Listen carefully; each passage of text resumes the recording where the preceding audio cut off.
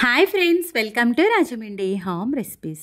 ఈరోజు మన ఛానల్లో నేను చూపించబోయే రెసిపీ కార్తీక మాసం స్పెషల్గా ఉల్లి వెల్లుల్లి వేయకుండా గుత్తి వంకాయ కూరని రుచికరంగా ఎలా తయారు చేసుకోవాలో ఈ వీడియోలో చూపిస్తున్నా. ఉల్లిపాయ లేని కూరలు చేయాలి అంటే ఏం చేయాలన్న ఆలోచన అయితే వస్తుంది. కొంతమంది ఉల్లిపాయ లేని కూరలు తినడానికి కూడా ఇష్టపడరు. అలాంటి వాళ్ళు గుత్తి వంకాయ కూరని నేను చూపించిన స్టైల్లో చేయండి. ఉల్లి వెల్లుల్లి వేసుకుంటే ఎంత రుచిగా ఉంటుందో అంతే టేస్ట్ అయితే ఉంటుంది. కర్రీ చేసుకోవడానికి మసాలాను ప్రిపేర్ చేసుకుందాం. స్టవ్ ఆన్ చేసి ప్యాన్ పెట్టి 1/2 స్పూన్ దాకా మెంతులు వేసుకోవాలి. 1 స్పూన్ దాకా జీలకర్ర వేసుకోండి. ఇలా ఆయిల్ లేకుండానే డ్రై రోస్ట్ చేసుకోవాలి. 2 టేబుల్ స్పూన్స్ దాకా ధనియాలు, 1 స్పూన్ దాకా మినపప్పు, 3 స్పూన్ల దాకా గ్రౌండ్నట్స్ వేసుకుని ఫ్లేమ్ని లో ఫ్లేమ్లో పెట్టుకుని పోపును మాడకుండా ఫ్రై చేసుకోండి. పోపులు ఇలా కొంచెం వేగిన తర్వాత ఉల్లి వెల్లుల్లి వేయట్లేదు కాబట్టి 2 స్పూన్ల దాకా పుచ్చపప్పును వేసుకోండి. ఇది వేయడం వల్ల కర్రీ రుచిగా ఉంటుంది, గ్రేవీ కూడా తిక్కుగా వస్తుంది. లో ఫ్లేమ్లో పెట్టుకుని ఫ్రై చేసేసుకోవాలి. కమ్మగా ఉండడానికి 1 టేబుల్ స్పూన్ దాకా శనగపప్పును కూడా వేసుకుని ఫ్రై చేసేసుకోండి. చూస్తున్నారు కదా, ఫ్లేమ్ని లో ఫ్లేమ్లో పెట్టుకుని పోపులు మాడకుండా ఇలా ఫ్రై చేసుకోవాలి. ఈ కర్రీ మంచి గ్రేవీ రావడానికి, రుచిగా ఉండడానికి జీడిపప్పు పలుకులను వేసుకోండి. పుచ్చపప్పు జీడిపప్పు వేయడం వల్ల కర్రీ రుచిగా ఉంటుంది, మంచి గ్రేవీ కూడా వస్తుందండి. ఉల్లిపాయ లేకపోయినా చాలా బాగుంటుంది. చూస్తున్నారు కదా, ఈ విధంగా జీడిపప్పు కూడా ఫ్రై అయిన తర్వాత ఈ పౌడర్ని స్టోర్ చేసుకోవాలి అనుకుంటే కనుక ఎండు కొబ్బరి తురుమును వేసుకోండి. నేనైతే స్టోర్ చేసుకోవట్లేదు కాబట్టి పచ్చి కొబ్బరి ముక్కలనే వేసుకుంటున్నాను. పచ్చి కొబ్బరి వేసిన తర్వాత 3 నుంచి 5 నిమిషాల పాటు కలుపుతా ఫ్రై చేస్తే సరిపోతుంది. ఇలా వేగిన తర్వాత స్టవ్ ఆఫ్ చేసేసుకోండి. పోపు పూర్తిగా చల్లారిన తర్వాత మిక్సీ జార్లోకి వేసుకోండి. ఈ పౌడర్ని మీరు స్టోర్ చేసుకోవాలి అనుకుంటే దీంట్లో ఉప్పు కారం వేయకుండా స్టోర్ చేసుకుంటే నెల రోజుల దాకా ఉంటుంది. ఉల్లి వెల్లుల్లి వేయని కూరలకి ఈ పౌడర్ని వేసుకోవచ్చు. 1 టేబుల్ స్పూన్ దాకా కారం వేసుకుంటున్నాను. అలానే 1 స్పూన్ దాకా ఉప్పుని కూడా వేసేసుకోవాలి. ఇవన్నీ వేసుకున్న తర్వాత మూత పెట్టేసి గ్రైండ్ చేసేసుకోండి. ఉప్పు వేసాం కాబట్టి మనకి మరీ డ్రైగా కాకుండా ఇలా కొంచెం ముద్దగా అయితే వస్తుంది. చూస్తున్నారు కదా, ఈ విధంగా మనకి మసాలా పౌడర్ అయితే రెడీ అయిపోయింది కదా. ఇప్పుడు గుత్తి వంకాయ ప్రాసెస్ అయితే చూద్దాం. నేను ఇక్కడ 1/2 కిలో కన్నా కొంచెం తక్కువ వంకాయలను అయితే తీసుకుంటున్నా. వంకాయల్ని శుభ్రంగా కడిగేసుకోండి. కడిగిన తర్వాత ఒక బౌల్లోకి వాటర్ వేసుకొని దాంట్లోకి సాల్ట్ వేసుకొని సాల్ట్ అంతా కూడా వాటర్లో బాగా కలిసేలాగా కలిపేసుకోండి. ఇలా కలిపిన తర్వాత వంకాయలను అయితే కట్ చేద్దాము. వంకాయల్ని వీడియోలో చూపిస్తున్నట్టుగా బ్యాక్ సైడ్ నుంచి 4 వైపులా కూడా ఈ విధంగా నాట్లను అయితే పెట్టుకోండి. ఇలా పెట్టుకున్న తర్వాత పుచ్చులు ఏమైనా ఉన్నాయేమో చెక్ చేసుకొని వంకాయని ఇలా సాల్ట్ వాటర్లో వేసుకోండి. ఇలా ఉప్పు నీళ్ళలో వేయడం వల్ల వంకాయపై ఉన్న స్కిన్ అనేది కలర్ చేంజ్ అవ్వకుండా ఉంటుంది. వంకాయని ఖచ్చితంగా ఇలా నీళ్ళలో వేసుకోవాలండి, లేదు అనుకుంటే వంకాయ నల్లగా అయిపోతుంది.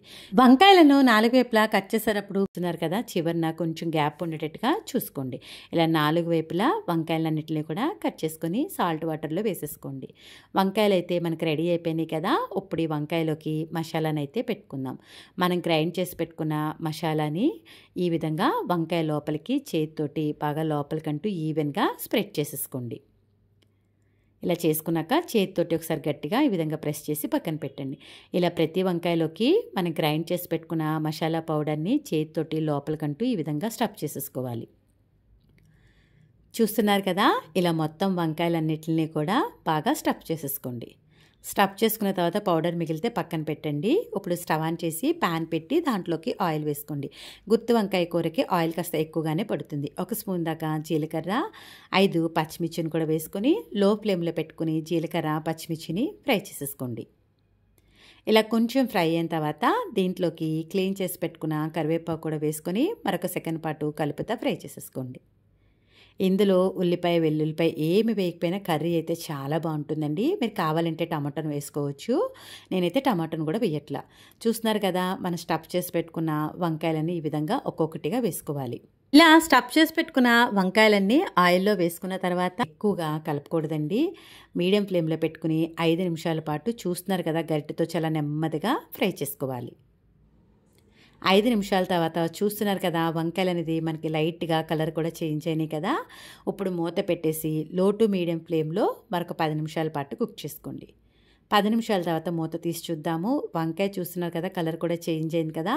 అడుగునున్న వంకాయలన్నీ ఈ విధంగా పైకి నెమ్మదిగా గరిటెతో కలపండి. కలిపేటప్పుడు గరిటెతో మరీ ఫోర్స్గా కలపకుండా చాలా జెంటిల్గా కలపాలి. అప్పుడే వంకాయలు అనేవి మెత్తబడకుండా మ్యాష్ అవ్వకుండా ఉంటాయి. మూత పెట్టేసి లో ఫ్లేమ్లో మరొక 5 నిమిషాల పాటు కుక్ చేసుకోండి. చూడండి, వంకాయలు ఈ విధంగా మనకి మంచిగా కలర్ మారిన తర్వాత మనం గ్రైండ్ చేసి పెట్టుకున్న మసాలా పౌడర్ని 2 టేబుల్ స్పూన్స్ దాకా వేసుకోవాలి. మీరు ఇంకా స్పైసీగా తినేలా అయితే 3 టేబుల్ స్పూన్స్ దాకా కూడా వేసుకోవచ్చు. చూస్తున్నారు కదా, ఇలా మసాలా పౌడర్ అంతా వేసుకున్నాక పౌడర్ అంతా కూడా వంకాయకి బాగా కలిసేలాగా గరిటెతో నెమ్మదిగా కలుపుకోవాలి. ఇలా అంతా కలుపుకుని 5 నిమిషాలు ఇలా కుక్ చేసుకున్న తర్వాత మిక్సీ జార్లోకి కొద్దిగా వాటర్ వేసుకొని వంకాయలు మునిగేంత వరకు నీళ్ళు వేసుకోండి. దీంట్లోకి కొద్దిగా జీడిపప్పును కూడా వేసుకుంటే గుత్తి వంకాయ కూర తినేటప్పుడు జీడిపప్పు తగులుతూ చాలా బాగుంటుంది. క్లీన్ చేసి పెట్టుకున్న కొత్తిమీరను కూడా వేసుకొని ఇంకా గరిటె పెట్టకుండా వీడియోలో చూపిస్తున్నట్టుగా ప్యాన్ ఒకసారి ఈ విధంగా షేక్ చేసుకోండి.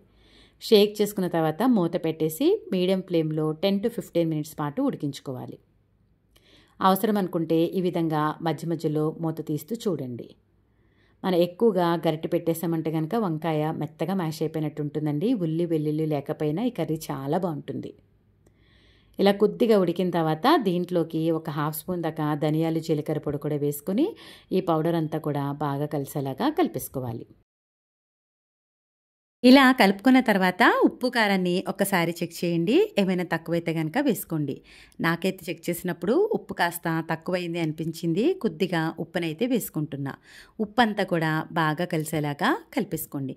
కలిపేటప్పుడు గరిటెతోటి మరీ ఫోర్స్గా కాకుండా జెంటిల్గా కలపాలి. ఇలా కలిపేసి మూత పెట్టేసి వంకాయలో ఆయిల్ రిలీజ్ అయ్యే వరకు కుక్ చేసుకోవాలి. 10 నిమిషాల పాటు మీడియం ఫ్లేమ్లో కుక్ చేస్తే చూస్తున్నారు కదా, ఈ విధంగా ఆయిల్ అంతా రిలీజ్ అయ్యి మనకి కాస్త దగ్గర పడేంత వరకు కుక్ చేసుకుంటే సరిపోతుంది. అంతే, ఉల్లి వెల్లుల్లి లేకుండా ఎంతో రుచికరంగా ఉండే గుత్తి వంకాయ కూర అయితే రెడీ అయిపోయింది. గుత్తి వంకాయ కూర ఉల్లి వెల్లుల్లి లేకుండా తయారు చేసుకోవడం ఇంత ఈజీగా అనిపించిందా? వీడియో నచ్చిందా? అయితే ఒక్క లైక్ ఇవ్వండి. మీరు ఇచ్చే లైక్ వల్ల మన వీడియో ఇలాంటి మరికొంతమందికి అయితే చేరుతుంది. ఇంకెందుకు ఆలస్యం, మీరు కూడా గుత్తి వంకాయని ట్రై చేసి ఎలా వచ్చిందనేది మీ అమూల్యమైన ఫీడ్బ్యాక్ని నా కామెంట్ సెక్షన్లో తెలియజేయండి. Thanks for watching my video. Please like, comment, share, subscribe my channel.